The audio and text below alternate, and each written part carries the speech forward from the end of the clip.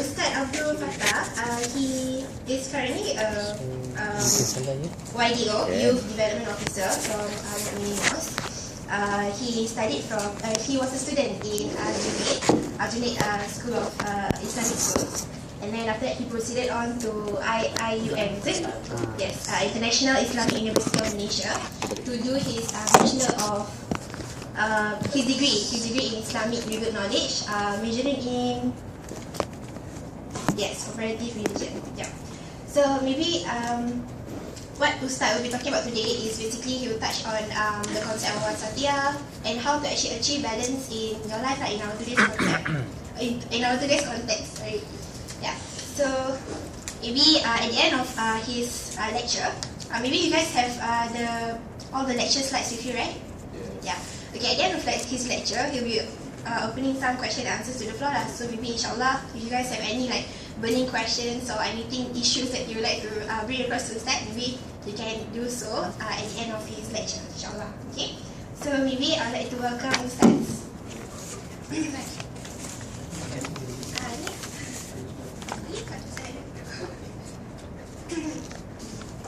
Alhamdulillahirabbil alamin wassalatu wassalamu ala Rasulillah wa ala alihi wa sahbihi wa man tabi'ahu wa wala.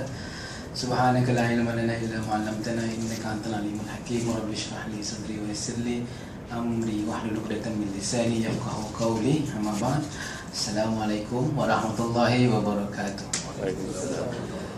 Alhamdulillah. Ni nak cakap bahasa Melayu ke cakap bahasa Orang Putih? Boleh sebab ada saya tengok SIM Malay Cultural lah, jadi Arab lah, tak faham. Okey lah. Jadi macam tadi siapa namanya tadi? Aisyah kata, dia kata nampak saya the end of lecture lah. Lecture pula, saya bukan guru lah. Jadi saya lebih suka kalau panggil ni sharing session lah. Kita sama-sama belajar, saya pun masih belajar lagi. Jadi lebih baik kita panggil sharing, supaya jadi apa yang saya tak tahu mungkin awak tahu, apa yang awak tahu mungkin saya tak tahu. Okay lah, so we'll start off our sharing session with Ummul Kitab, Surah Al-Fatihah. Bismillah.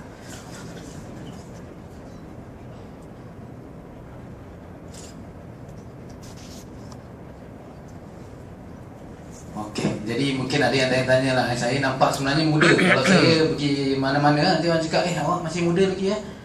Ya. Siapa kira orang cakap lah, saya ni mungkin bawah 20 biasa. Muda sangat, saya tak tahu apa jadi muda gini lah.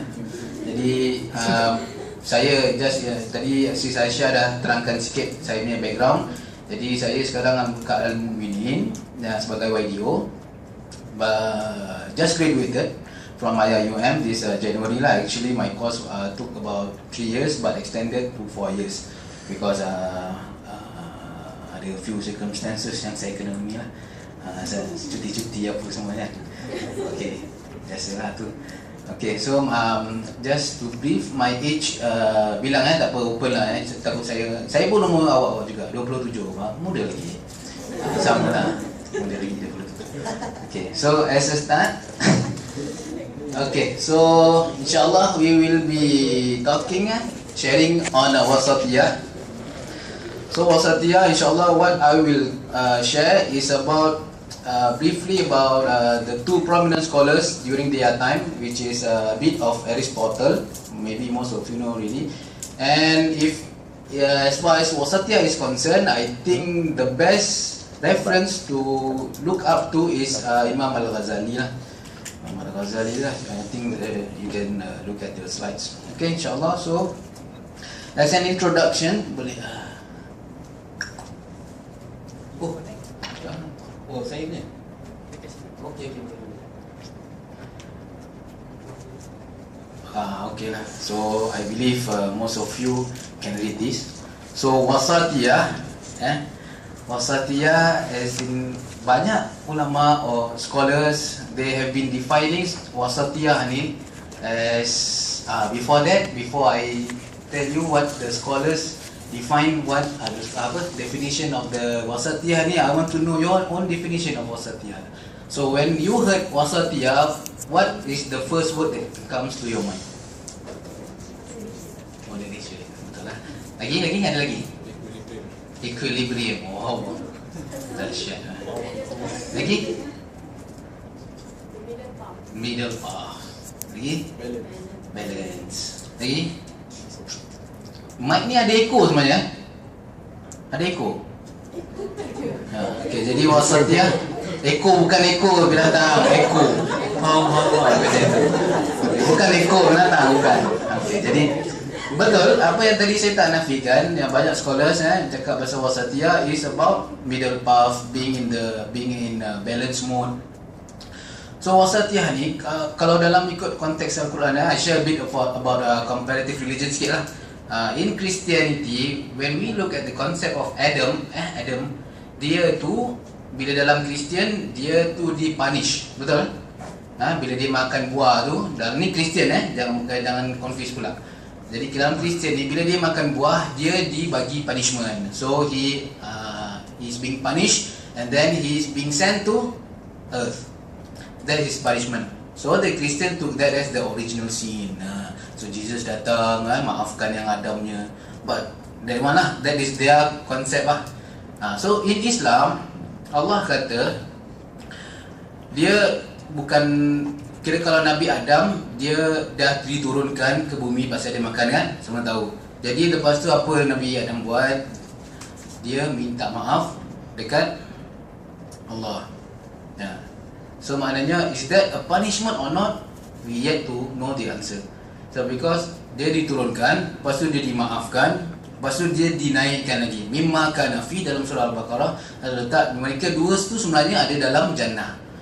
Kan betul-betul Nabi Adam dengan Hawa ada dekat jannah. Jadi dia makan buah khuldi tu, lepas tu diturunkan ke bumi, dia minta maaf. Kenapa Allah tak naikkan dia dalam jannah balik? Kenapa dia stay? Walaupun dah dimaafkan, kenapa dia masih stay kat dalam dunia? What do you think the answer is? Faham ke tak soalan dia sebenarnya? Faham, okey. Okey. Sebagai ujian. Sebagai? Ujian untuk siapa? Adam dan Hawa. Okey, boleh. Ujian lagi? Ada yang lain?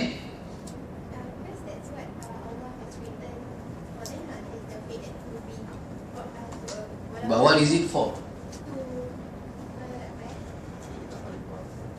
To be khalifah. Kata Allah, inni ja'ilun fil ardi khalifah.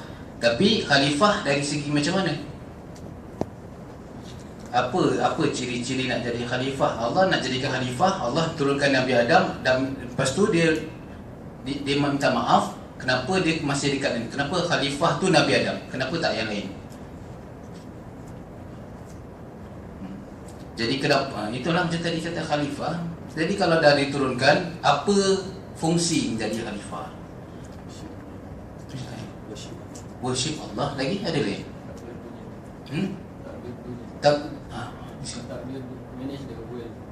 Takbir. Okay. Takbir dunia lah. So maknanya in order, betul tadi tak salah, dia jadi khalifah, dia nak takbir dunia, dia nak jadi worship Allah. But the most important thing is to instill virtues lah. Virtues, apa tu virtues? Itu pun satu juga, kerana orang cakap-cakap dia tak faham apa sebenarnya. Virtues. Give me one example lah, virtues lah. Patience. Lagi? Endurance. Lagi? Integrity. Integrate apa? Apa kena-kena? Okey lah. Okey, boleh. That is kira indirectly is a virtuous punya karakter. So maknanya this if you look, it says that the fact that the rule-based and duty-based ethical systems are complicated and difficult to employ does not make a person of good character more likely to make the right choice. So even though this person, letaklah contoh saya, ada karakter-karakter yang macam itu, tak semestinya saya will make the right choice. Dah campur-campur, faham English dengan Melayu, faham jadi maksudnya kalau saya ada tu integrity, saya ada endurance, tak semestinya saya boleh jadi good character. Dia kata tak semestinya we are making the right choices. So let us look at the Al-Ghazali punya concept of virtue according to Al-Ghazali, virtue can be obtained through three ways. Habituation tu maknanya habit lah, ulang-ulang, benda yang ulang-ulang kita buat. Contoh kalau kita pergi sekolah, dulu saya pergi sekolah selalu pagi lah 7.30. Bila dah masuk kerja tak bangun 7.30 perit. Pasal masuk pukul 9 kan, dia nak bangun 7.30 tu agak payah sikit lah. Jadi kita dah biasa bangun pagi pukul 6 lepas subuh keluar pukul 10 kalau kita dah jadi biasa. Jadi itu good character, can be good, can be bad. Jadi maknanya kalau benda yang buruk tu diulang-ulang, jadi bad lah. Jadi apa Allah kata dalam surah Ar-Ra'd, maaflah saya tak share lah, mungkin ada yang boleh tengok lah, research balik. Dalam surah Ar-Ra'd, ayat 11, Ar-Ra'd 2, Allah kata, Inna Allaha la yughayyiru ma biqaumin hatta yughayyiru ma bi anfusihim. Jadi kata Allah, Inna Allah la yughayyiru ma biqaumin. Allah itu sesungguhnya Allah tak akan mengubah nasib sesuatu kaum, sehinggalah mereka tu mengubah nasib mereka sendiri.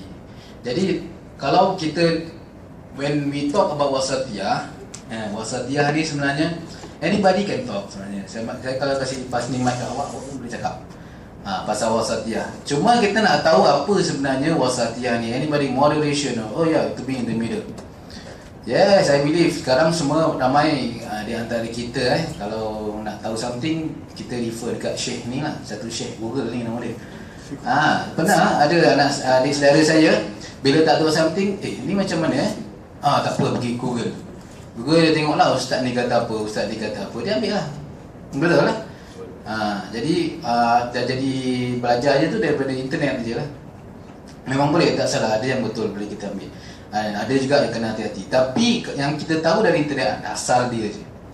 Jadi kalau nak cakap pasal wasatiyah, sebab ada orang virtuous, dia memang ada good character. Contoh ada masa saya awal-awal kerja Al-Mu'minin, saya dapat call lah. Jadi ada makcik ni, Ustaz, anak saudara saya ni Ustaz, dia tanya, dia baik, dia suka bersedekah, kata. Is it good character? Bagus lah, good character. Tapi dia kata dia suka marah-marah, dia suka tak semayang, tak suka apa. So what's the point of having a good character? But Islam kita tolak tepi lah. So we need to balance lah. That is pun balance juga kan. Tak guna kalau ada good character tapi buat yang sebaliknya. Jadi apa tadi saya nak cakap lah? Saya dah lupa. What we stop just now? Habituation. Jadi Allah tu tak, kalau asyik benda-benda yang jahat diulang-ulang, tak akan jadilah macam tadi dalam ayat Quran tu kan, Allah tak akan ubah. Ada lagi satu cerita ni saya nak share lah, ni teringat baru ni. Waktu saya mengajar tu, nak cakap pasal nasib orang kita tukar-tukar. Dia tanya, waktu tu saya ajar live kenal? Live kat Manasah. Jadi saya tanya, dia tanya saya, Ustaz, kalau waktu tu kita tengah cakap pasal qada dan qadar, qada dan qadar tu daripada rukun apa? Rukun Islam. Ada berapa rukun Islam? Rukun Islam. Dari rukun iman, afwan. Dari rukun Islam ada berapa? Rukun iman ada berapa? Siapa boleh jawab? Rukun Islam ada 5. Rukun iman ada apa tu? Rukun iman ada 6. Syahadallah. Pada Rasul kita, malaikat, kiamat, qada dan qadar. Jadi salah satu itu saja yang saya nak cakap. Jadi salah satu daripada rukun iman ialah percaya pada hari kiamat, qada dan qadar. Jadi pelajar ni pun tanya, Ustaz, saya ni sebenarnya dah belajar kuat-kuat lah, dia dah belajar sungguh-sungguh, tapi saya tetap, kan benda tu dah ditulis. Jadi kalau saya fail, maknanya saya kena terima lah, Ustaz. Saya waktu tu pun saya tak tahu nak cakap apa, saya diam lah. Saya pun diam, cakap nanti saya cek. Saya cakap tak tahu tak nak pandai-pandai cakap kan. Jadi dia waktu dia cakap gitu, saya balik, saya tanya macam-macam ustaz, saya tanya, cakap ni barulah saya tahu tentang ayat tadi tu. Allah tu kira sebenarnya tu qada dan qadar, dia memang dah reset, tapi kita punya choice. Zalim lah kalau Allah tu tak bagi kita choice, tak bagi kita peluang. Dia dah memang tetapkan gini, letaklah kita Allah Ma'azubillah, kalau kita keluar letak kita dah termaktub kita kena langgar kereta, ada tak pilihan untuk kita tak kena langgar kereta? Ada. Cuma kita nak ke tak nak, tapi kita pun tak tahu kan. Kita pun tak tahu. Jadi nak cakap pasal kadar ni, ada satu semalam saya lepak-lepak dengan kawan saya. Mesti lepak. Jadi dia mencakap, dia share dengan saya satu cerita ni. Ada satu orang ni, murid ni, dia tanya ustaz dia. Dia tanya 3 soalan lah. Yang mana soalan tu ustaz tu jawab dengan kasih tamparan aja. Saya tanya ustaz, kenapa kan Allah tu syaitan dia dibuat daripada api, betul lah? Jadi kenapa kalau dia buat daripada api tu, nanti enak dia kena masuk api neraka. Jadi api dengan api, apa difference dia? Macam saya air dengan air. What's the difference? It doesn't make us painful. Jadi dia pun sepak lah. Murid dia tu cakap, sakit tak? Sakit. Dia kata, kenapa? Kulit dengan kulit sama material.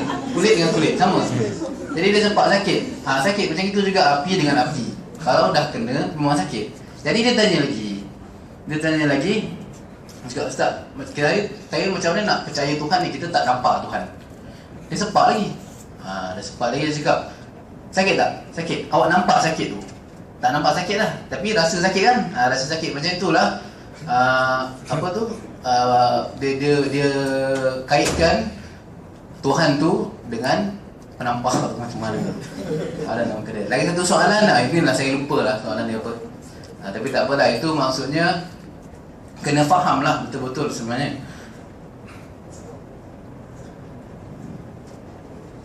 Waalaikumsalam. Okay, so that is about habituation, ulang-ulang apa yang ada dalam diri kita. Second one is about learning. So Imam Ghazali ada dalam satu kitabnya, dia cerita manusia itu akan binasa bila dia tak ada ilmu. Jadi maknanya first thing, kalau manusia tu dilahirkan dalam bumi adalah untuk menuntut ilmu.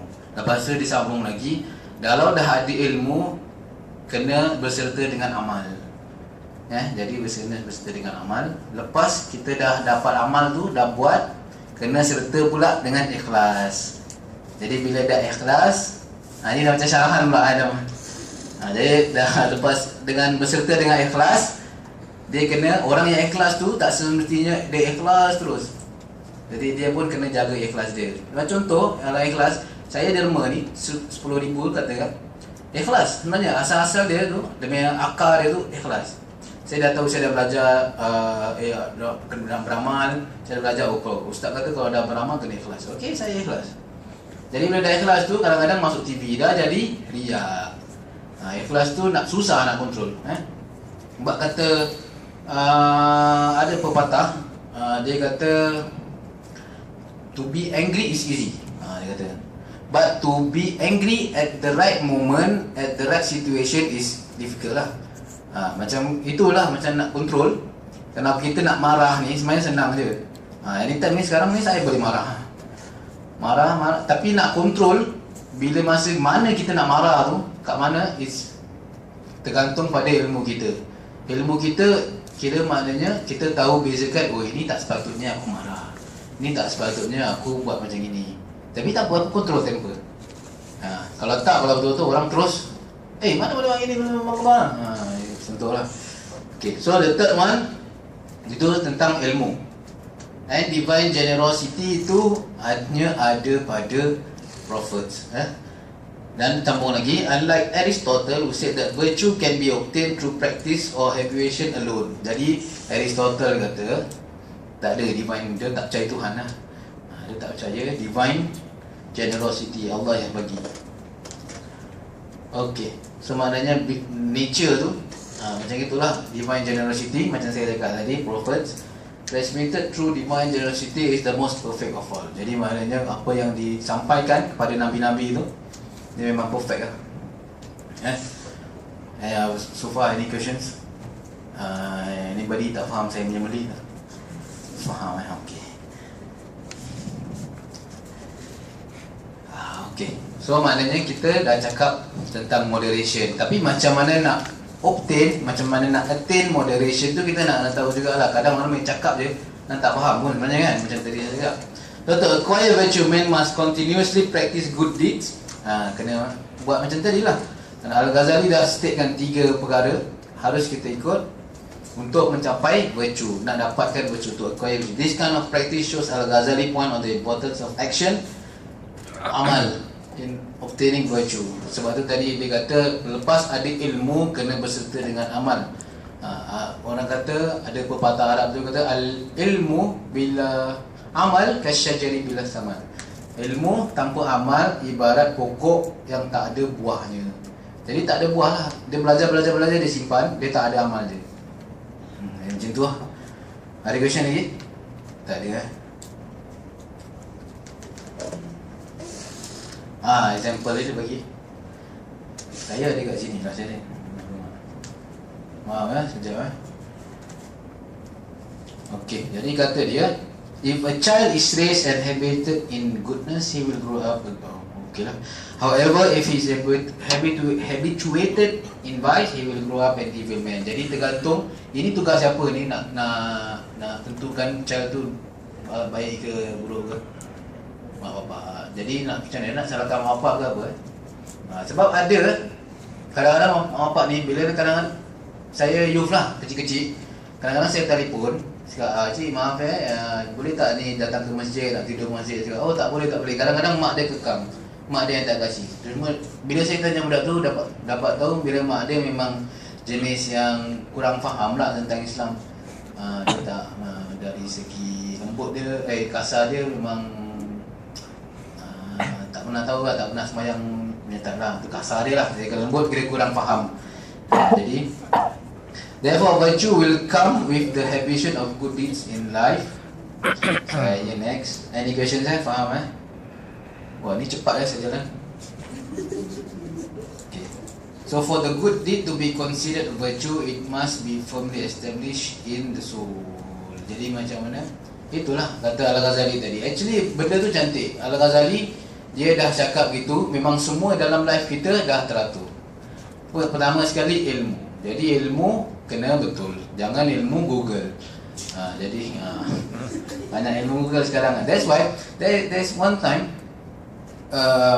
this happened in UIA lah. So that time I was in a talk yang which conducted by a Malaysian student. But that one is organised by NTUMS dengan saya lupa apa nama dia. FAMSA. Jadi diorang datang UIA, dia visiting ni. So this guy, a Malaysian guy, saya pun tak tahu, dia baca buku Hasan Al-Banna. If I give you a book, you can easily, you guys lagi kat SIM kan, mesti lagi tinggi lah. Jadi if I give you a book, saya confirm awak mesti boleh huraikan lah, mesti boleh baca, boleh terangkan. I don't deny that. So maknanya dia ni, dia terangkan tentang buku Hasan Al-Banna lah, tentang ciri-ciri macam mana nak jadi pelajar yang baik. Jadi salah satu yang dia sebut, dia nak jadi pelajar yang baik. Jadi saya ketengahkan yang tentang qada dan qadar tadi. Qada dan qadar is very basic.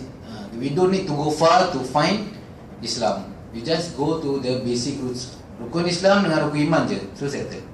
Boleh jadi orang Islam. Kalau tak buat rukun iman Islam, tak jadi orang Islam lah. Jadi nak jadi orang Islam ni memang senang. Stick to the roots. Jadi bila saya tanya tentang qada dan qadar, dia gamam 5 minit. Dia gamam 5 minit. Yang pasal cerita tadi kan, yang budak tu tanya exam, apa dia kata? Dia kata, tak, saya pelik, macam mana budak tu tahu qada dan qadar dia? Dia tanya saya gitu. Saya cakap, saya tanya awak question. Jadi dia pun tak tahu. Jadi saya provide ayat tadi untuk tolong dia. Jadi biar semua orang tahu yang sebenarnya Allah tu bagi kita pilihan. Cuma kita nak dengan tak nak. Tapi yang saya nak emphasizekan kat sini ialah kalau nak belajar sesuatu tu harus tahu asal dia. Asas dia lah, kena balik lah. Okey, ada lagi soalan? Ada lagi. According to him, Imam Ghazali, human body is the vehicle of the soul on the way to the hereafter. Ini tak ada kena dengan WhatsApp lah. Dia kata human body, vehicle of the soul on the way to the hereafter. Jadi maknanya apa yang buat kita nak ke akhirat tu sebenarnya tingkah laku, karakter kita. It means that the action carried out by the body will either harm the soul or purify it. This will determine the person's place in the hereafter. So everything is determined by action. Jadi nak tanya ni tuan-tuan pula, dah syarahan pula. Okey, jadi nak cakap sikit, brothers and sisters in Islam. Okey, nampak. Okey. Jadi pernah ya, selalunya kalau kita nak solat ni kan, solat ni macam tadi dia kata action. Yelah, betul lah, kita nampak orang tu action, tapi sebenarnya kita tak tahu yang kita solat tu ialah amanah. Bayangkan kalau kita solat kan, kita ikut imam lah contohnya lah, kita kat sebelah-sebelah dengan saya sebelah-sebelah dengan awak lah. Saya tahu tak apa awak baca? Tak tahu lah sebenarnya. Takkan nak pergi bilang baca, saya baca apa kan. Jadi apa yang amanah dalam tu ialah sifat kita, apa yang kita baca tu dengan Allah. Sebab kita sendiri walaupun ikut imam, tapi kita communicate dengan siapa. Jadi kalau kita tak baca, kita dah break promise lah, kita tak tunaikan amanah lah. Jadi maknanya dalam solat tu sebenarnya berat, bukan saja solat action, tapi amanah dia tu ada. Jadi macam tu tuan-tuan dan puan-puan Okay, so now let us go. Tadi pasal virtue, belum masuk pasal WhatsApp lagi. Macam ini, sebagian besar ulama, most of the prominent scholars, dia orang translate or define benda ni as the best, middle, between two extremes, and the most just. The good and bad characters which related to the healthy and sick soul. Jadi, faham Ini tak payahlah, tadi dah saya terangkan dah banyak. Okey. Cuba nak tukar. So the health, macam tadi our brother said equilibrium. Equilibrium lah, it's a balance lah. Another word tak tahu, scientific word lah saya rasa. So it's state of equilibrium which is in a balanced state. So kalau saya cakap to be in a balanced state, it's very wide lah. Which kind of balance yang kita nak? Takkan tahu. Takkan semua. Takkan saya makan nasi separuh nak balance kan? Takkan saya makan ni nak ada sayur. Is that a balance? Tak, balance diet. Kira benda dia luas. Jadi apa yang kita nak sebenarnya wasatiyah ni dari segi agama kita, means the middle way between two opposite extreme. Jadi maknanya Al-Ghazali in agreement with Aristotle. Jadi golden mean ni samalah. Pada sebab apa?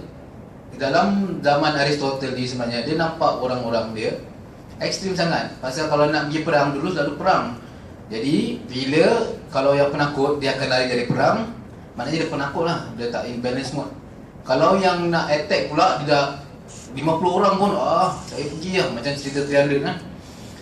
Dia tak kisah dia berapa kecil pun dia punya tentera, dia akan terus. Tu maknanya dia dah ekstrim lah, dia punya tahap, dia punya keberanian dia tu dah terlebih lah.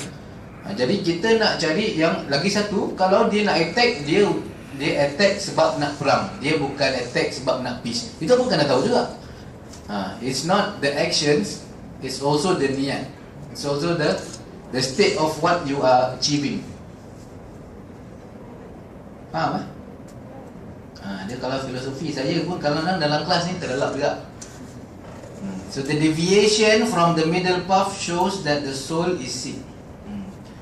So maknanya bila kita dah terlari daripada jalan yang benar, jalan yang benar tu ada dua tau. Kadang-kadang orang misinterpret ihdinas siratal mustaqim, itu jalan yang lurus. Jalan lurus dengan jalan yang tengah tu mana satu? Jalan yang lurus. Jalan yang tengah. Ada faham lurus dengan tengah lain So maknanya bila kita dah terpesong daripada yang tengah, maknanya dia kata, Al-Ghazali kata soul is sick. Dia bagi example pasal dengan pelajar dia. Boleh baca. So he asked his student to do begging in the market to cure arrogance. Jadi maknanya sebab apa dia suruh gini? Sebab dia dulu macam itu. Dia tinggalkan semua. Al-Ghazali ni famous. Dia famous. Dia selalu dipanggil oleh sultan-sultan, pembesar-pembesar negeri untuk ajar anak-anak dia orang. Jadi dia pun rasa megah.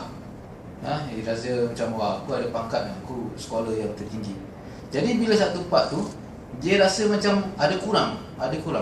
Jadi dia pun jumpa dengan ahli sufi. Sebab tu sekarang bila dia sekarang buku famous dia salah satu apa? Siapa boleh? Ihya Ulumuddin itu sebenarnya pasal sufi. Ya, kebanyakan tentang kerohanian. Jadi itu macam mana dia achieve, dia jumpa dengan ahli sufi, dia kata dia kata kenapa kau buat macam ini kan tak ikutlah, tak Rasul tak ajar macam ini. Dia kata kau ini antara aku dengan Allah, kata orang tu. Antara aku dengan Allah, kau tak akan rasa macam mana aku rasa, melainkan kau sendiri yang rasa, dia kata. So dia pun nak try dia something. Jadi dia kata, orang tu kata kau tinggalkan je benda-benda yang itu. Jadi dia pun tinggalkan, dia musafir. Dia pun pergi leading a low life lah orang kata. Jadi then from there he knows what he wants, and then from there he gain the orang kata fana apa macam tranquility lah. He obtain tranquility from his dia punya apa, being a beggar ke. I think dia tak being a beggar, I think dia cuci toilet. Sampaikan dia mencuci toilet sampai itu low sekali hidup dia untuk dia nak dapatkan redha Allah. Any questions so far?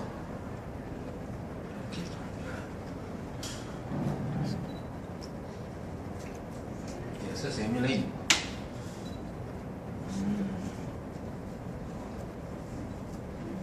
Tak apa, tengok sini.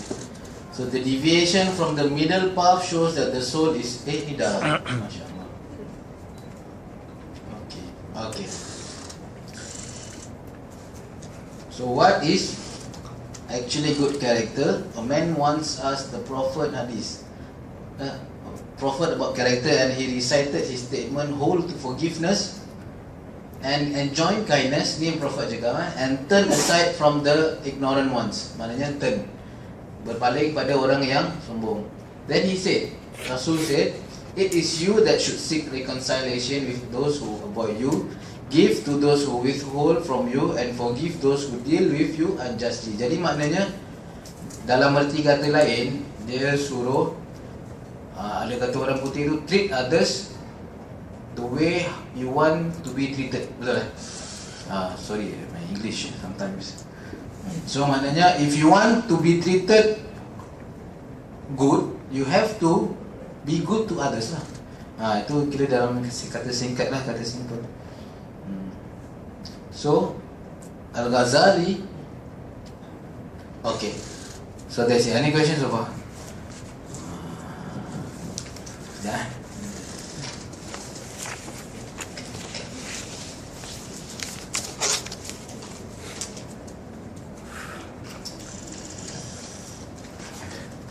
Okay. So let us turn to the four principal virtues. Yes, Al-Ghazali concept of wasatiyah deals with the fundamental good traits of character. Jadi maknanya nak jadi baik kena ada sifat baik. Tak adalah orang tu jahat tiba-tiba jadi baik kan, macam tu. Melainkan kalau dia betul-betul dapat hidayah. Macam ada kawan saya satu, dia pengiring belly dancer macam cakap. Jadi dia travel ya, travel dia iring lah belly dancer. Tapi dia waktu tu dia dapat mimpi, dia kata lah, tapi saya pun terperanjat lah. Sekarang dia Bilal Masjid Sultan. Kalau pergi Masjid Sultan, dengarlah suara dia.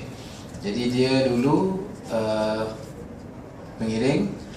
Jadi dia pun main lah, darah buka orang panggil lah, darah buka. Jadi bila mana saya jumpa dia dah berjubah apa semua. Cakap macam mana jadi gini. Dia pun saya duduk dengan dia share lah. Cakap tak, maknanya dia kata aku mimpi.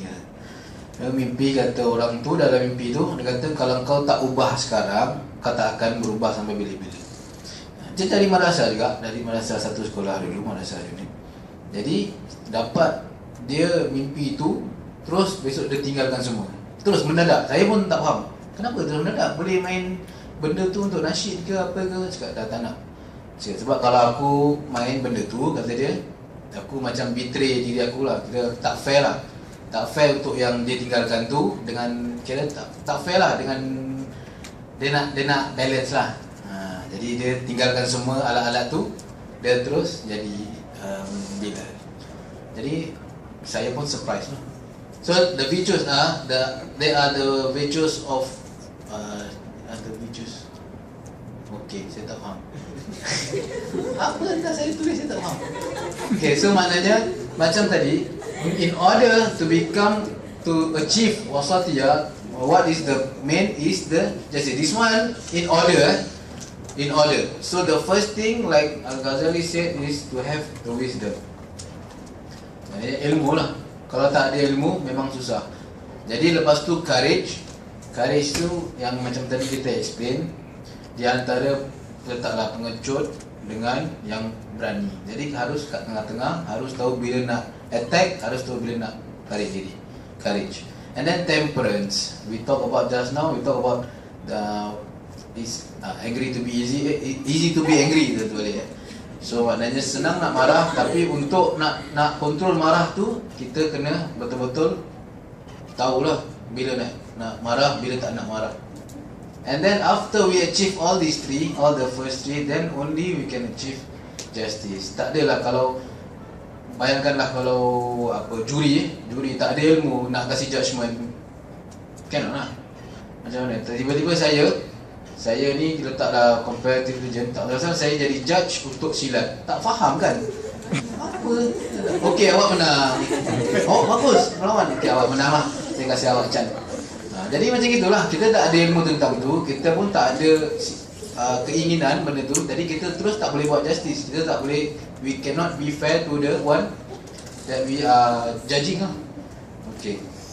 So this have to be in order. Saya pernah kena marah sebab saya tulis terbalik-terbalik. This is actually one of the thing that I learn lah in university. Jadi saya kena marah sebab tulis terbalik. Cakap, mana boleh justice datang dulu? Tak boleh. Jadi kena wisdom datang dulu. Ini according to Al-Ghazali, which differs with what Aristotle cakap. Aristotle cakap dia lebih pentingkan dia punya courage, dia punya niat nak ke depan. So maknanya, ya betul ke tidak, yang penting aku nak ke depan. Kata orang Melayu, tak berani kerana benar, takut kerana salah. Macam itu lah. Jadi dia berani, dia pun tak tahu, dia berani benar. Orang kata, letaklah sebagai contoh, kita kerja, kita overtime, kenapa saya overtime saya dapat gaji macam ni? Tak boleh, saya tak boleh. Tapi walhal dia tak tahu yang actually benda tu okey. Bila ni awak ambil cuti ke apa ke, okey, actually benda ni tak kurang sebenarnya. Taklah 1.5 lah biasa kan, overtime 1.5. Dan taklah ni turunlah berapa lah. Baik-baik dapat 2.5 1 jam, tambah 2.5 1 jam, kita dapat $1. Jadi kita tak tahu, kita tak find out yang benar, kita terus attack. Dia kata berani kerana benar, takut kerana salah. Macam itu. Jadi Aristotle pendapatnya courage datang dulu, lepas tu baru temper. Jadi bila dah nak attack orang tu, jadi kena control temper dulu. Dah dapat control temper, baru kita boleh buat justice. Dan bila dah ada justice, baru kita dapat ilmu tu. Dah terbalik pula. Jadi untuk dia maknanya wasatiyah ni, to be in the golden mean, to have this golden mean is to have the ilm. To have the ilmu lah. So when you have the ilmu, and then yang lain tu semua akan ikut belakang ilmu tu. Jadi terbalik dengan apa Al-Ghazali cakap. Dia kata ilmu kena datang dulu, baru dapat keadilan. Dia terbalik lah. Okay, insyaAllah. We still have a long way to go. Kalau ikut slide banyak lagi okay. So wisdom means the condition of soul by which it distinguish true from false. I think this all know. Macam wisdom tadi kita kata ilmu. I think this one, it's all settled lah. Courage, like just now we discussed. Courage is a virtue only when it is practiced in the right way and the right circumstances. Jadi kena tahu bila nak aktif. Ada masalah? Ada masalah? Tak ada Ni ada problem. Okay, so temperance.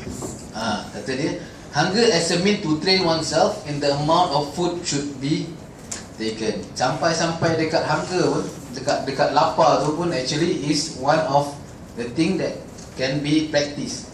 Dalam katanya apa? The temperance, desire for food and sex pun boleh jadi. Dia temper bukan sahaja tahan marah, yang maknanya keinginan lah. Temperance tu kira keinginan, orang kata yang English nafsu, betul? Desire. So the desire is actually part of temperance lah. So eat, kata Allah dalam Al-Quran, eat and drink but waste not excess, for God loves not wasters. Jadi state yang macam ni lah dalam temperance. Kita kontrol nafsu kita untuk jadi ambil yang tengah. Kata Allah, makanlah kau. Kata tak boleh makan, tak boleh makan. Makan, minum, tapi jangan membazir. Jadi kalau ada rasa nak membazir tu, orang kata agak-agak lah. Jadi beli makanan yang cukup untuk kita. Ada soalan sebelum tu? Ada. Okay. So Al-Ghazali consider this as the whole of the virtue, justice. It is the perfection of all justice because achieved when all the other faculties realize its respective virtue. Jadi bila wisdom, bila temperance, bila nafsu tu, bila courage tu semua dah complete, dia tahu apa tugas-tugas dia, apa yang dia kena buat, baru datangnya keadilan. Itu yang kata Al-Ghazali is the most perfect of all virtue, that is can only be achieved by attaining yang tiga-tiga yang tadi. Ini saya share lah sikit the character of wisdom, of courage. So this one I think boleh tengok kat your slides, then no problem.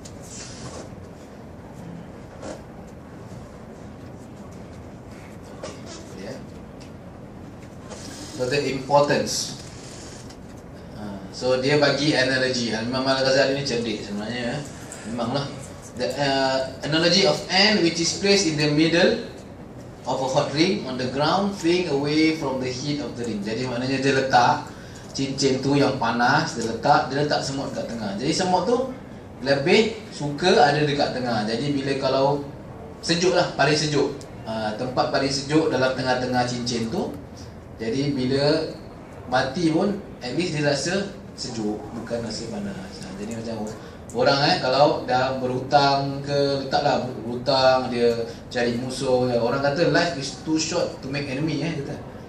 Saya pernah dengar di English, life is too short. Jadi yang baiknya kita jauhkan benda-benda tu. Jadi kita settle kat tengah lah. We don't have debts, we don't have enemies, so we are at a safer place, we are at a cooler place. So even if we pass away, we are in a calm mode. Kadang orang mati pasal kena tak tahulah mafia ke apa kan. Tapi Singapura tak ada lah. So a lasted man who is always surrounded by his desire. Keinginan ni, maknanya api-api sekeliling tu, dia ibaratkan kita punya hawa nafsu kita. Kita nak duit, kita nak kereta besar. Bukan kata tak boleh, boleh. Tapi keinginan tu harus dikontrol lah. Kadang-kadang orang nak kereta besar tapi anak tak terjaga. Orang nak rumah besar tapi isteri lari dengan orang lain. Macam mana gitulah. So we have to be balanced. We have to settle things first before we move to another. So should preserve the virtue of the middle way. So maknanya kita nak ambil jalan yang tengah. Maknanya ikut apa yang Imam Al-Ghazali kata tu. Kena ada ilmu. Nak belajar ilmu pun kira boleh, tapi kena stick in the middle way. So we can implement the middle way ni in many forms, but be rational lah. Macam saya cakap tadi kan, makan pun takkan nak half, nak rasa-rasa kan. If we think that this is sufficient for us, then we consume lah. If we think we cannot, then janganlah banyak-banyak. Then baru relevan kalau kita kenapa kita ambil setengah. So therefore it will result for his soul to the free from suffering and attainment of the pure joy. Bila dah dapat gitu baru wasatiyah. Kadang-kadang yalah masa macam saya cakap tadi, kita tak faham sebenarnya wasatiyah. Actually this has been discussed by scholars kat Malaysia. Ramai diorang ada buat discussion on this, and diorang cakap wasatiyah ni sebenarnya end up memang sebab diorang kat Malaysia, diorang ada problem macam mak rempit lah sebagainya kan. Jadi diorang nak implement this concept of wasatiyah dekat diorang punya rakyat lah. But difficult sebab orang yang ada dekat atas tu sendiri tak in the middle path. Jadi ulama-ulama ni diorang tengah fikir macam mana nak dapatkan, because if they really work into this, they will attain the truth, the beauty of truth. Okay, discussion. Saya je tak ada discussion. Ada discussion anything that you want to ask? Kalau tak nak ada pasal ni pun mungkin pasal lain. Ya, minum dulu.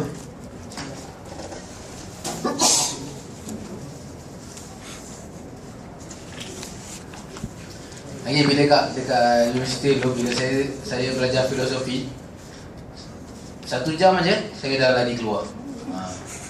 Dia tahu tak tahu saya tak, Wallahualam lah. Tapi yang penting saya dah tak boleh tahan. Sebab filosofi ni dia perlukan banyak thinking lah. I think most of you know lah, banyak thinking. Kadang-kadang tengah-tengah tu mata dah gini dah separuh dah. Macam saya sekarang ni lah, satu separuh kan. Okay, ada apa soalan nak tanya?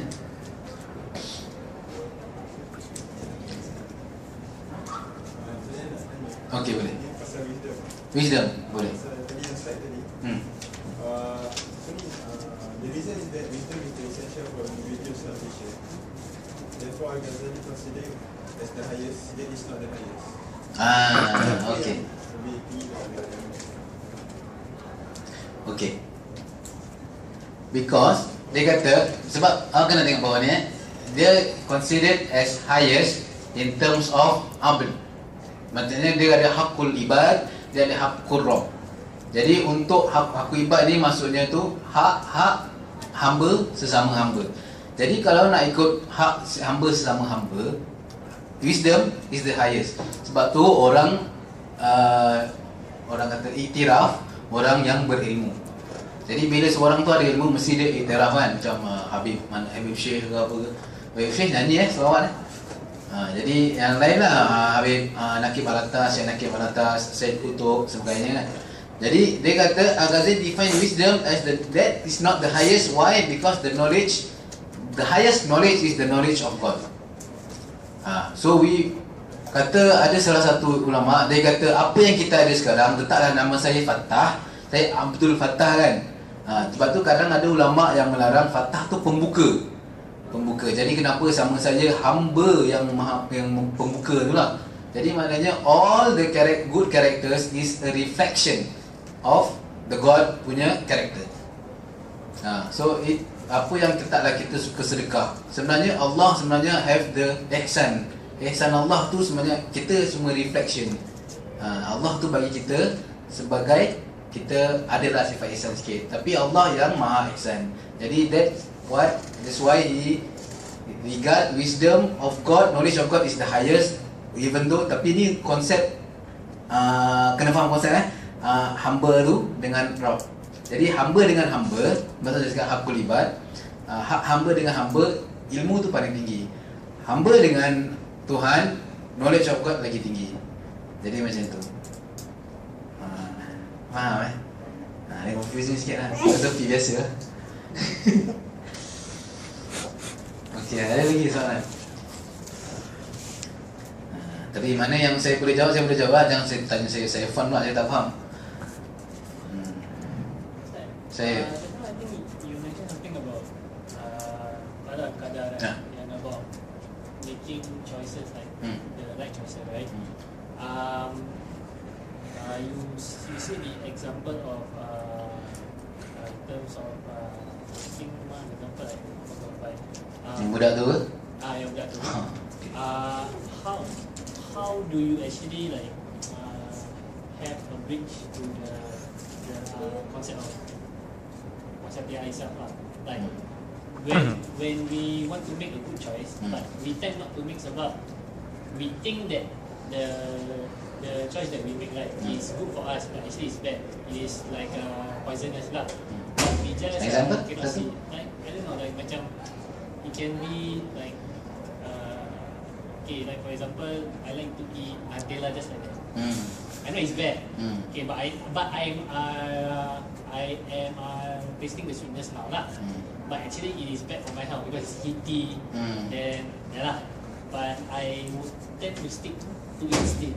But yeah, how do you actually see the Okay. So maknanya awak nak relate wasatiyah dengan benda buruk yang kita buat.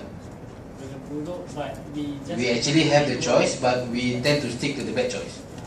Betul kan? Okay. So dalam konsep wasatiyah sebenarnya macam tadi saya cakap, qada dan qadar tu sebenarnya tak ada link sangat lah sebenarnya kan. For me lah. Jadi kalau make choices, I think if for example if like that Nutella, if you know it's bad for you, but you still consume, and then that is your choice, that is your wrongdoing lah. Dia gini bila awak dah tahu sebab tu, saya kata ilmu, wisdom kan, wisdom. So if you know that thing is bad and it becomes a habit of you, and then one of the thing is that you have to change. If you know, if you don't know, then it's okay. If you think it is good, Nutella it is good for that short time, the short period tu, that is good until you suffer sickness, and then that sickness makes you know that if I consume Nutella that much, I will have this sickness. Until you haven't had the knowledge of the sickness, and then you carry on, and if you think it's good for you, then it's good for you lah. Until you have the knowledge of people telling you, hey, eating Nutella will make you pimples banyak, gitu lah, for example lah. So it won't be good for you lah. So until that point, it's okay for you. Macam kadang-kadang ada orang suka makan, letaklah ada orang suka makan nasi, tak suka makan sayur, for example. But they know sayur it's good for them, macam itu. But they know tak? Oh ada kat sini yang tak makan sayur kan? Okey, banyak. Okay, jadi macam gitu. Kita tahu sayur tu bagus, tapi kita tak nak, that is our choice. Kita tahu kalau makan sayur kita boleh lagi jadi sihat, tapi kita tak nak, then it will be our habit lah. But if we think it is okay for our body, because kalau nak ikut kalau body orang ni lain-lain. Ada saya tak boleh makan kambing, darah tinggi. Saya pun tak makan kambing. Ada saya pernah tu, saya pun tak tahu saya ada darah tinggi. I didn't know that I have high blood pressure until one time saya pergi makan kat kedai Arab. Saya makan kambing banyak. Tahu nasi mandi? Mandi kan sedap lah. Ada dengan dia punya krim susu apa, yogurt apa semua kan. Saya makan. Bila masa dalam kereta, saya rasa muka saya ni merah, macam panas. Kenapa muka macam nak meletup? Jadi at one point of time saya dah tak boleh tahan, and then saya muntah lah. Dah tak boleh tahan. Memang kalau saya tak tahu lah dia punya situation, siapa yang tahulah. Jadi the situation membuat saya jadi muntah. Jadi macam itu. Until that point baru saya tahu yang saya sebenarnya ada darah tinggi. Saya tak tahu. If kalau saya terus, memanglah kita tahu darah kambing ni sihat, kambing ni kan daging kan, meat is good for us, but we have to monitor. So that depends on our choice, based on our wisdom, based on our ilmu, apa yang kita tahu. Kalau kita tak tahu, then it's okay. Menjawab ke soalan tu tak? Saya cuma nak. Okay, any other questions?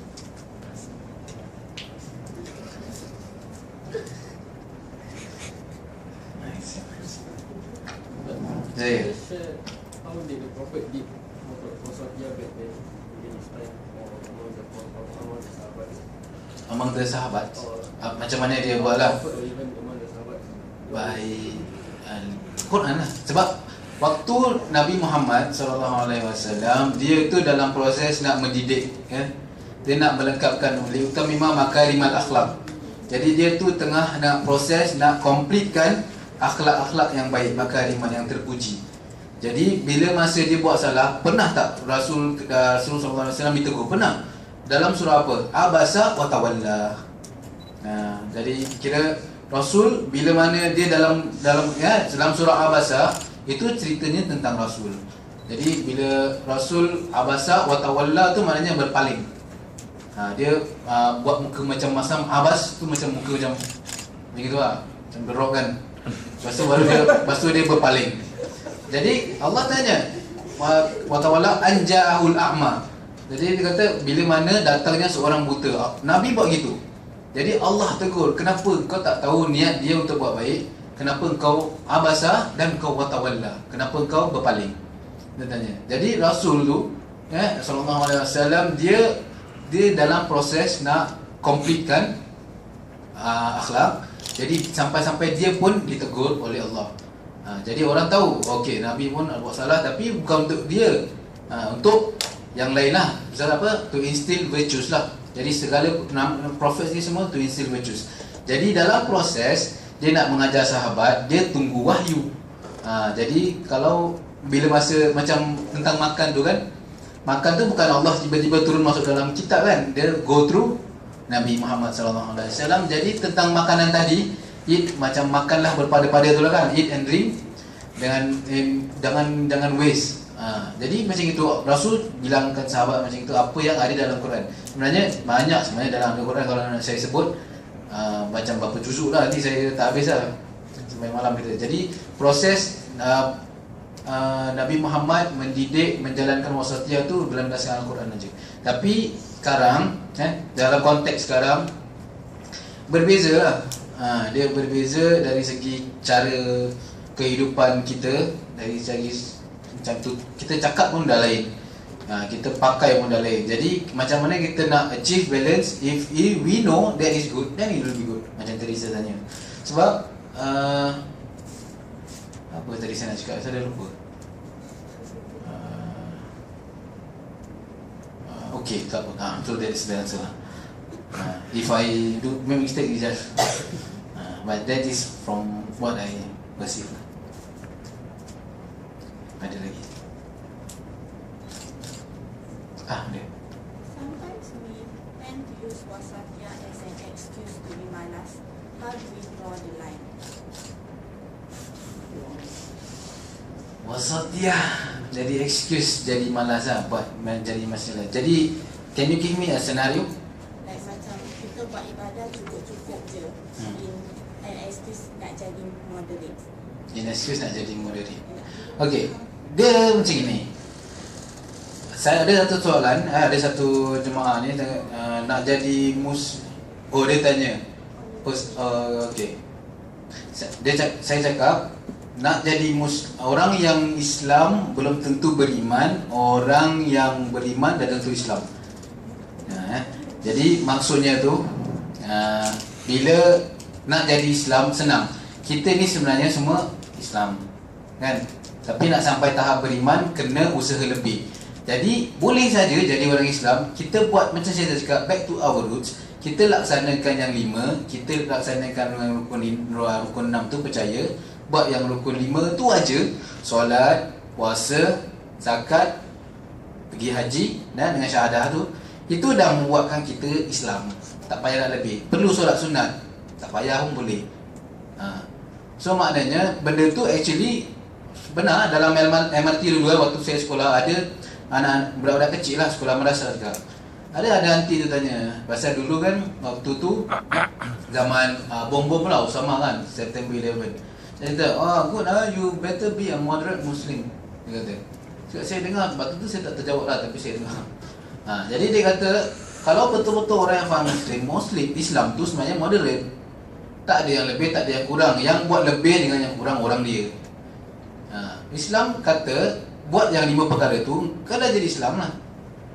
Kan, rukun Islam, mana ada rukun lebih Islam ekstra lagi tu? Tak ada. Jadi solat sunat tu semua ekstra untuk sampaikan kita orang Islam menjadi orang yang beriman.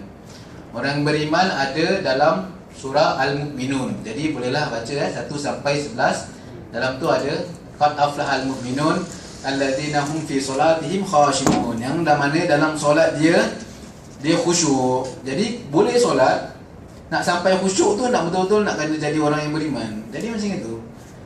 Jadi buat yang 5 dah jadi moderate. Kalau nak lebih boleh, tak jadi salah. Lagi soalan.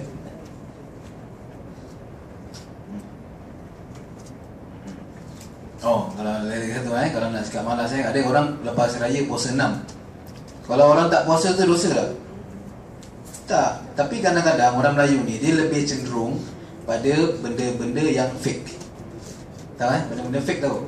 Bukan FAKE tau. Itu benda-benda berik kan. Benda-benda fake, FIQH. Fake lah. Biasanya orang kaitkan fake ni dengan hukum. Salah.